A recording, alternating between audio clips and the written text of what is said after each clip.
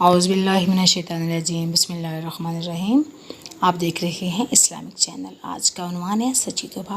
ایک بزرگ جا رہے تھے، کچھ بچے آپس میں بحث کر رہے تھے۔ جب قریب سے گزرے تو وہ بچے کہنے لگے، بابا جی ہم آپس میں کسی مسئلہ پر بحث کر رہے ہیں، آپ ذرا فیصلہ کریں۔